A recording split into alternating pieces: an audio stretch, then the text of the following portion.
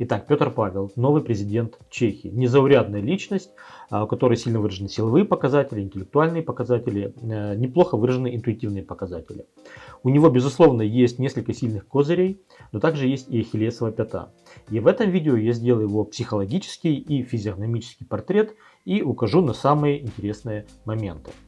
Если проанализировать его различные фотографии, то мы видим, что у нас максимально сильно бросается в глаза. Мы видим довольно-таки мощную челюсть. Эта челюсть высокая и широкая. Вот она здесь высокая, да, и в этой части она широкая. А в нашей терминологии она называется первая челюсть. Собственно, эта челюсть человека максимально стрессоустойчивого, максимально уверенного в себе, максимально беспечного, максимально сильного. Собственно, челюсть олицетворяет нашу армию, да, скажем так, биологическую нашу армию. И чем ее больше, тем вальяжнее мы себя чувствуем.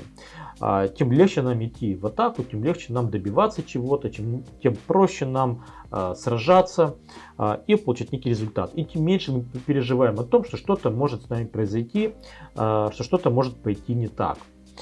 Поэтому здесь мы понимаем, что это действительно такой очень сильный человек. Плюс ко всему, обратите внимание, глубоко посаженные глаза. Собственно, это личность, которая смотрит на опасность и не отводит взгляда от опасности. Внешне это воспринимается как смелость, ну и поведенчески это тоже является некой смелостью. Если мы возьмем нос, этот нос мясистый и ястребиный. Собственно, опять-таки стрессоустойчивый человек. Давайте так, он мясистый, он ястребиный, он средний по пропорциям и он заостренный.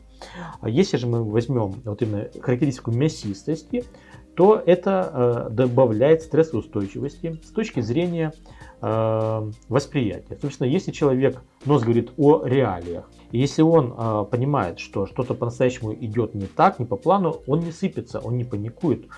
Плюс мощная челюсть, плюс глубоко посаженные глаза. В общем и целом, это человек, который, знаете, по-настоящему воин.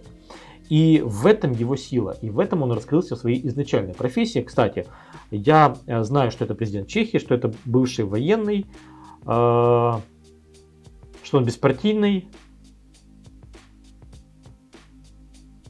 И, наверное, это все. Я стараюсь делать физиогномические анализы максимально объективно и не вычитывать какую-то информацию о человеке. Так, где мы были? Мы говорили о том, что максимально стрессоустойчивый, сильный. И для воина это прям реально классно. И в этой профессии он раскрылся. Там, безусловно, неплохие аналитические показатели, но главное силовые показатели. Теперь, если мы говорим про политику, хорошо ли это для политики? Оказывается, нет. Собственно, и в этом является его ахиллесова пята. Потому что политик, он по сути ожидается, да, нами что ли, мечтается, что это человек-менеджер, что это человек, который работает, получает зарплату от государства, точнее от граждан этого государства и работает на благополучие граждан этого государства. Но, наверное, в 9 случаях из 10 это человек, который работает на себя. Это совершенно другой психологический портрет. Политик чаще всего, ну или давайте так, в тех реалиях, в которых мы живем, политик это очень такая, очень часто беспозвоночная, а оттого хитрая, интуитивная личность, которая очень тонко чувствует, как меняется ветер, и это личность с минимальной стрессоустойчивостью. Это личность, которой крайне сложно идти с открытым забралом, да, в драку. Это личность, которая до последнего избегает драки. И если понимает, что грядет опасность, то будет работать на опережение. Будет бить самая слабая точка, так чтобы точку, самое слабое место, чтобы оппонент не встал. Да? Причем будет бить, не объявляя войны. Да? Будет бить из-под тишка. Вот что такое политик в 9 случаях из 10. Поэтому, когда Петр Павел пошел в политику и стал президентом, кстати, не знаю, сколько он уже в политике, сколько он участвует в каких-то политических движениях, но это очень сильное отхождение от нормы. И риск в том, что его окружают все-таки политики. Да? Если в его окружении есть какой-то там помощник, ассистент, советчик, не знаю, эксперт подобного формата, который понимает, как вся эта игра ведется, ему будет значительно проще. Он, конечно, во многих моментах будет идти против собственного понимания, мировосприятия, воли, и ему будет крайне дискомфортно, но у него будет альтернативное мнение, на которое он, если захочет, сможет положиться. Если такого человека рядом нет, значит, знаете, это ситуация, когда воин, скажем так, воин света, назовем это условно, да, сражается с воинами тьмы, которые играют по правилам, это отсутствие правил. Вот такая история. И в таких условиях, в таком контексте его политическая карьера под большой угрозой находится. С другой стороны, мы можем воспринимать это как проективную методику и говорить о том, что его выбрали, потому что сегодня, кстати, да, еще я видел их предыдущего президента в Чехии и его оппонента на этих выборах. И, собственно, это были люди совершенно другого теста. И то, что выбрали его, может свидетельствовать о том, что сегодня люди бессознательно в Чехии стремятся себя защитить. Потому что они видят в нем военного, они видят в нем сильную личность, стрессоустойчивую, да, личность, которая умеет и не боится сражаться. И, вероятно, вот эта вот ситуация, когда мы воюем, точнее, Россия воюет против Украины, мы защищаемся, она тревожит всю остальную Европу, и граждане Чехии таким образом пытаются предохраниться, что ли, предостеречься, перестраховаться, да, что если будет такая же открытая агрессия, как по отношению к Украине, то они смогут с таким президентом более эффективно отстаивать свою свободу, независимость, защищать свои жизни и защищать свою территорию. Обратите внимание, у нас есть здесь морщинка, которая идет из внешнего уголка глаза и она соединяется с морщинкой, которая над бровью.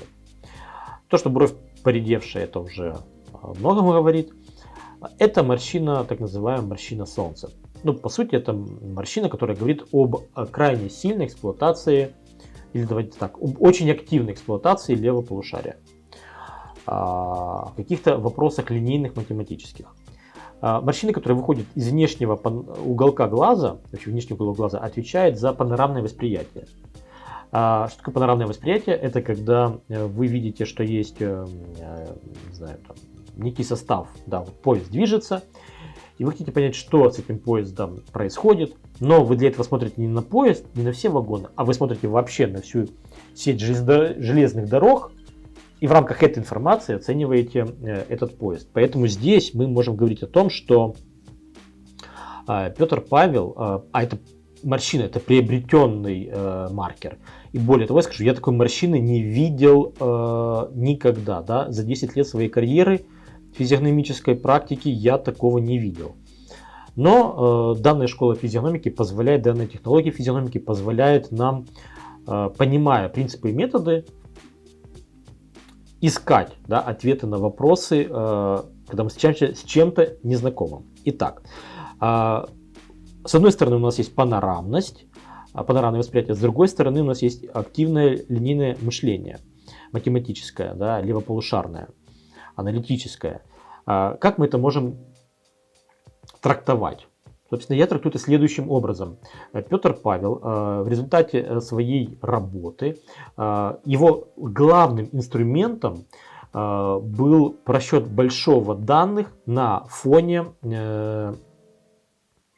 не конкретной ситуации, не по конкретной ситуации, а по ситуациям внешним, которые формируют эту ситуацию. И таким образом он получил ответ. Еще раз. Можно Вот есть какие-то обстоятельства, например, боевые действия. И можно в этих боевых действиях посчитать, что вот у нас столько-то минометных орудий, столько-то танков, столько-то пехоты, да, там авиации, еще что-то. И вот он считает, примерно понимает, какая ситуация по ту линию фронта. А можно понимать вообще всю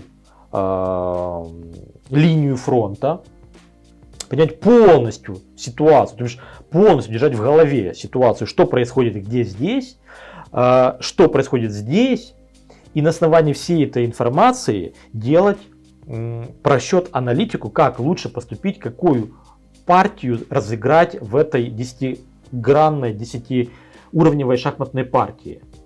Вот так я вижу. И это подтверждает, кстати, вот эта поредевшая бровь, которая просто по факту говорит, что человек очень сильно эксплуатировал свои комбинаторные способности в левом полушарии. То бишь он очень много анализировал, просчитывал. Вот такая история. И это его сильнейший конек. А на самом деле у Петра Павла огромное количество очень интересных характеристик, которые отражаются на его лице и которые свидетельствуют о интересной очень модели поведения. Об этом я детально рассказываю в полном физиогномическом анализе, который вы можете посмотреть по ссылке в Патреоне. Ссылка в описании к этому видео.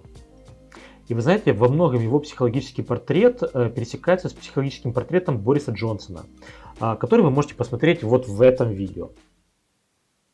Разбор которого вы можете посмотреть в этом видео. Что интересно, его психологический портрет, физиогномический портрет Петра Павла